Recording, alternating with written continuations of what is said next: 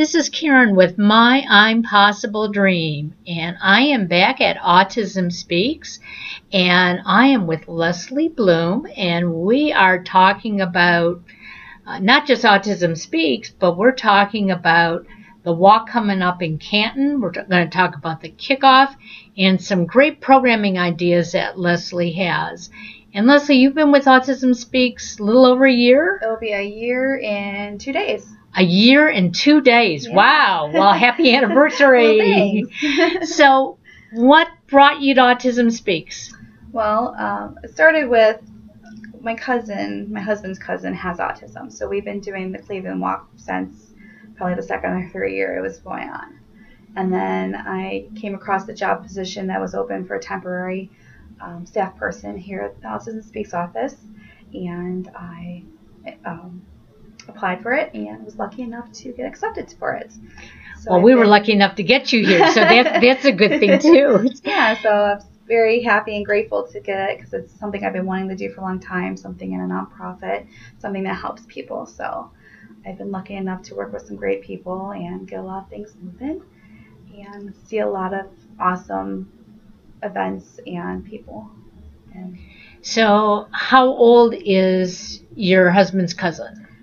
She's, I think, 23, 24. Okay, so she's about Alex's age, and just about the time she was being diagnosed, it was like 1 in 150, Yep.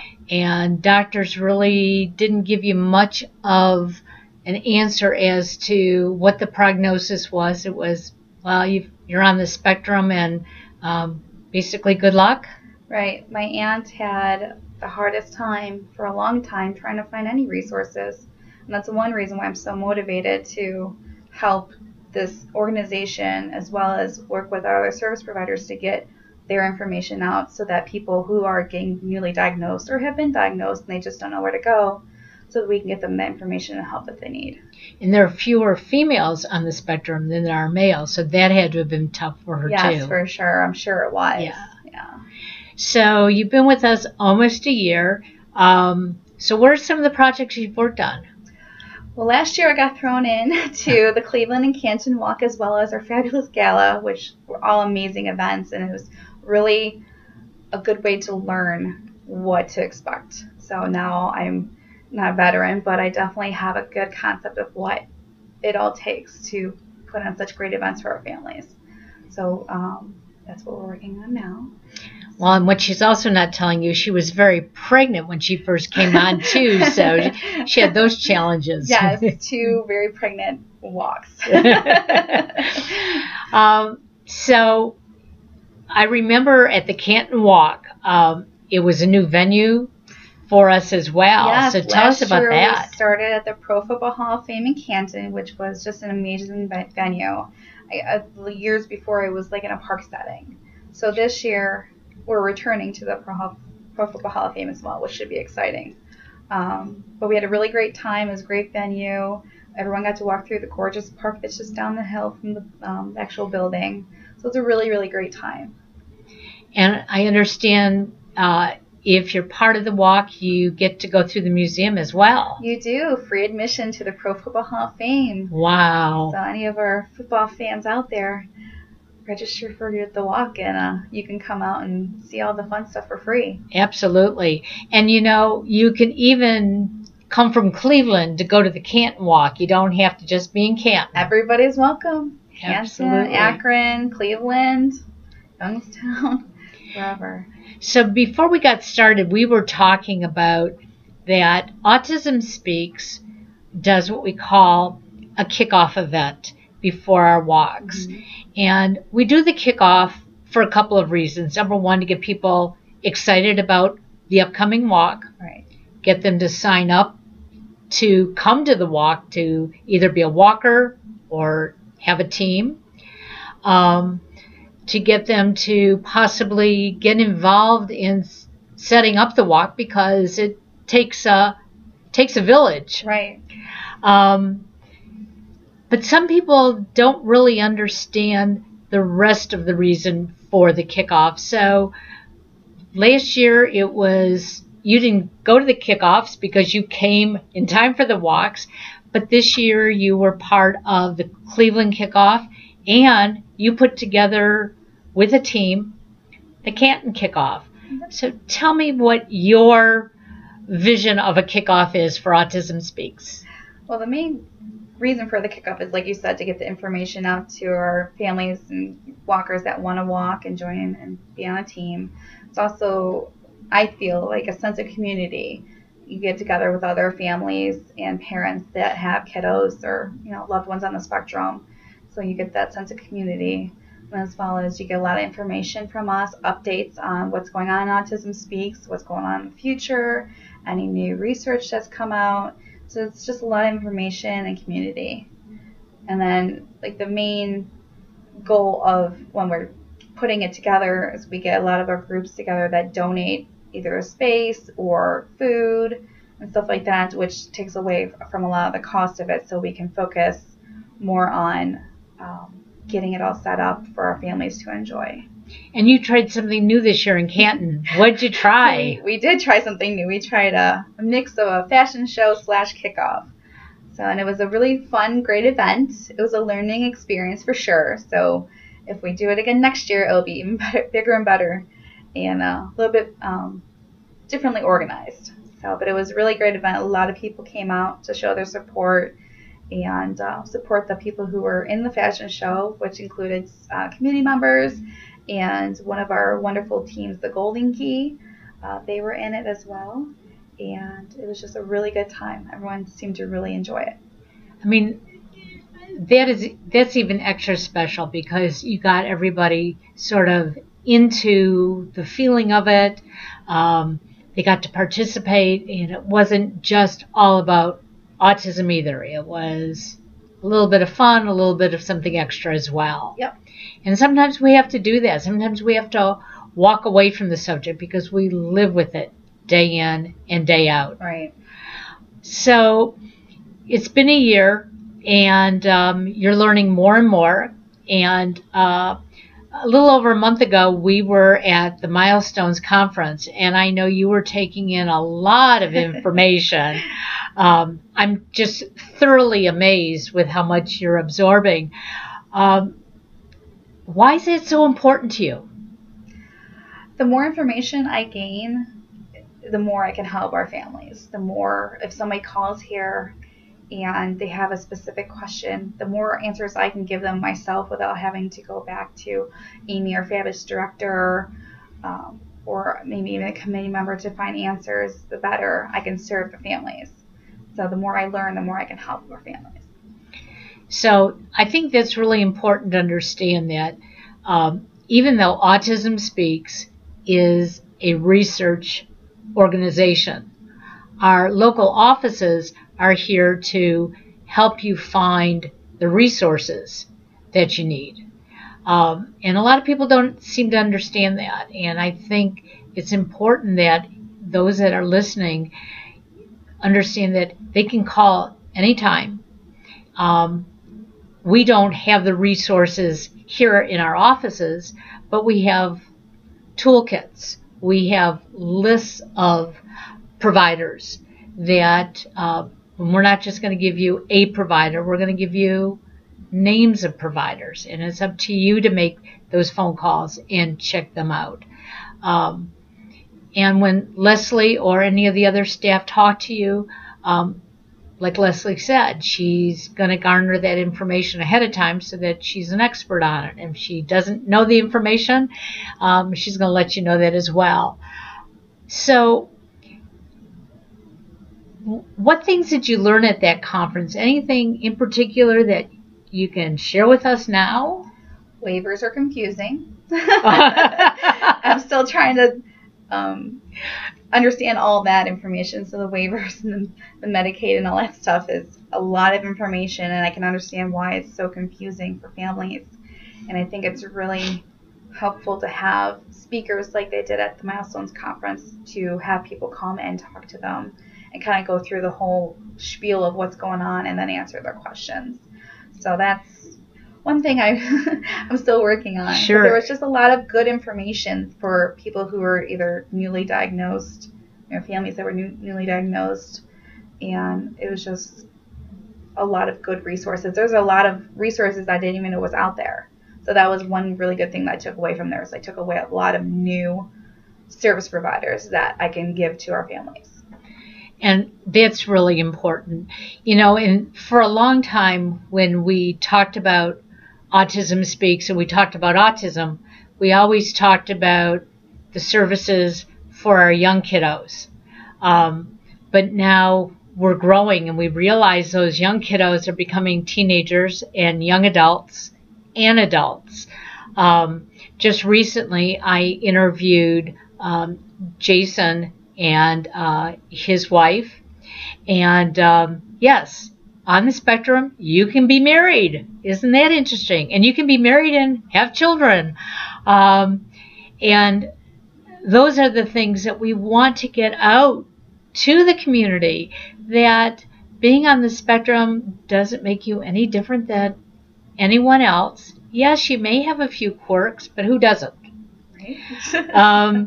And as I wrote today in my blog, there's no two snowflakes that are alike, and there are no two humans that are alike. So let's stop judging each other, because we all have possibilities. When you go home to your two little ones, do you start looking for things on the spectrum? Do you I do. You do? It's like an automatic thing. Like, just because I know how important early intervention is, it's just something that's always in the back of my mind now. And I'm not just looking for autism cues. I'm looking for anything, just so I can get it taken, get them the services that they might need before it's too late, or before, so it doesn't get, too far ahead. And my one little one's a little too little to figure that out. She's only 8 months, but it's still in the back of my mind. I actually had that conversation with my husband the other night, and it's just something that's going to be there. Well, and I think we all should be looking. I remember, again, when Alex was 18 months old, he was in daycare, and I walked in one day and I saw him pounding his head on the floor. And I said to his teacher, "Does he do this all the time?" And she goes, "Oh, yeah." And I said, I'm a little concerned about that. And she said, "Yeah, so are we." But nobody had ever told me. So I made an appointment with this pediatrician. And I took him in, and the pediatrician looked at me, and he said, "Yeah, he's got some bruising, but you know what? He's fine otherwise. When it hurts, he'll stop." But he kept doing it. So we didn't want him to hurt himself really bad, so his father went out and bought him a helmet. But he kept doing it. I went back to the doctor and I said, "Do you think my child may be autistic or something?" And I was told, "Stop looking for things." Well, I wasn't looking, but it was there. And of course, we didn't have him diagnosed till he was 6. So I'm not telling parents that are listening to this, self-diagnose your child, but watch your child. And if you think something is different, have it checked out, because, as you said, early diagnosis and early treatment, very, very important. Actually, I was over a girlfriend's house the other day, and one of our mutual friends was over, and we were discussing a few things about her kiddo, who's actually the same age as my son, and he was doing exactly what you just described Alex was doing. And I just, told her, she had already made an appointment, so I said, let me know what they say. Just be aware that it could be this or it could be something else, but just, let me know what they say, because those signs are key to getting them diagnosed. Exactly. And they're not always as obvious as that, but that's definitely something that helps get you into the door and get your diagnosis so you can get your child help. Exactly. And again, when Alex was that age, the services weren't available because they didn't know what the services were. Today the services are just incredibly different. So again, if you don't know, start asking. How can they contact the office here? They can call the office phone, which is 216-524-2842, or you can email Amy at cleveland@autismspeaks.org, or myself at Canton@autismspeaks.org. And I understand soon we will have a new director here in Cleveland. We will. We're very excited to have her. It'll be very, very nice to have a third person in the office. And as soon as she walks in the door, I will be back with my microphone, and we will be talking to her as well. In fact, she's starting right before the walk, so we're going to indoctrinate her real well. So tell us a little bit about when the Canton Walk is and what's going to be happening at the walk. The Canton Walk is October 4th. That's a Sunday. And it's at, like I said, the Pro Football Hall of Fame. And we're going to have lots of different entertainment. It's like the other walks, basically. It's going to be a lot of entertainment, lots of kiddo activities. We're going to have a really nice sized resource fair this year. We have a lot of really great service providers coming out. And like I said, you get to walk around a really nice park. And then you can go into the Hall of Fame after the walk is over for free. And we welcome anybody who wants to come. We just ask that you register so that our fabulous donations that we get from people, that we can make sure that we have enough for everybody. Okay. And is there a place where they can go sign up? Yeah. You go to, just like you do for any of our walks, you go to walknowforautismspeaks.org/Stark County. Okay. And you can register yourself or your team. And so the Canton Walk is a little over a month after the Cleveland Walk, and the Cleveland Walk is on August 23rd, and it's going to be at Progressive Field. So a lot of great things going on, and it's a good way. You sort of mentioned it before. It's like a reunion, and if you don't know each other, it's a good way to meet people. I remember the first walk that Alex and I went to. We didn't understand the resource fair, so we just stood in line waiting for the walk to begin. But we met so many people just waiting in line that was good enough for us. But the way this is going to be set up this year, the stage is right in front of the resource fair. So you'll all be able to hear the entertainment at the Cleveland Walk. You'll be able to go through the resource fair. Plenty of things for the kiddos to do. And if I remember how it was set up last year for the Canton Walk, everything was right in one center as well. Yep, it's all under a big old tent. So, you'll be able to experience everything and not miss a beat. That's right. And we also have a really fabulous raffle that we have a lot of donations from all the local businesses around the area, as well as we have some special items from like the Cleveland Browns. Ooh. And we're still working on it. Actually, our raffle coordinator has some updates for me, so it should be interesting to see. But I know she's planning for an amazing raffle. So we had a lot of winners last year, so it was a lot of fun. And if anybody out there wants to donate something for the raffle, I'm sure Autism Speaks would love to have a donation. So where do you see things going in the next year? It's hard because there's so many things that are changing right now, but hopefully we'll get just more awareness out there. I know we just had the whole wandering issue with Sydney. We're all heartbroken about, so we're going to be working on trying to get more information out there about wandering and how to protect your kiddos. And we're working on water safety. We have grants for that for organizations to help get kiddos in there that may not be able to afford some of the classes. So we're working on that. We're working on first responder training. That's in the process of trying to figure out what all we need to do for that, just to make sure that our first responders know how to take care of situations that may involve autistic people, period, Sure. kiddos or adults.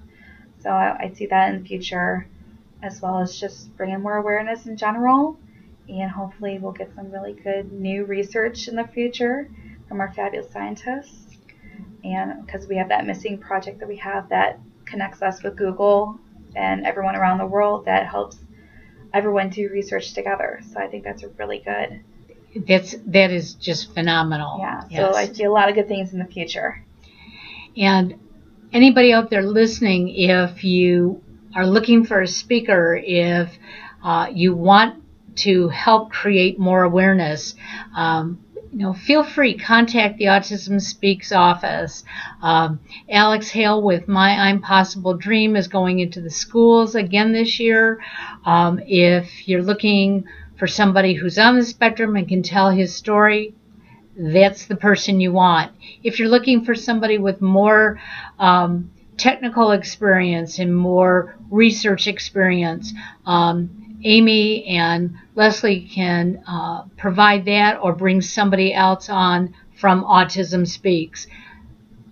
We are here to support the community. And as you mentioned, wandering, it is a huge issue. And for families that don't understand it, anyone on the spectrum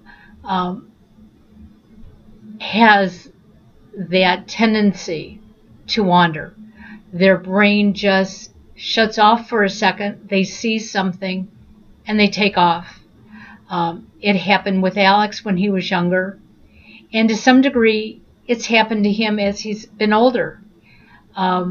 You can't watch your child 24/7. We all blink. We all need to go to the bathroom. We can lock doors. But things do happen. We all need to be aware. We have to be the eyes and ears of our neighbors. So let's work together. And as we train first responders, we also have to train each other. And I have to tell you, we're blessed to have Leslie with us, because she's a go-getter. And I'm not the only one who says this. When Alex says it, it's a positive, because Alex doesn't say a lot of good things about a lot of people. And I am making me blush. See, she's blushing and you can't even see her. Before we end, what do you want to say about the Canton Walk? Give it one more big push. It's going to be an amazing day. And everyone pray for a little bit more warmth this year and no rain. I don't care if it snows. If it doesn't rain, I'll be happy. No snow! No. Snow is manageable. Rain is just yuck. Yeah. But it'll be a really great time. We've got a lot of really good entertainment coming, different than last year, as well as we're having princesses again this year, which the kiddos really enjoyed. And it's just a really good outlet for families to go. Kiddos can be kiddos with their other peers. Adults can have adult conversations with people who know and understand what they're going through, and maybe have some helpful tips or people for them to reach out to. And it's just a really nice day. It's fun.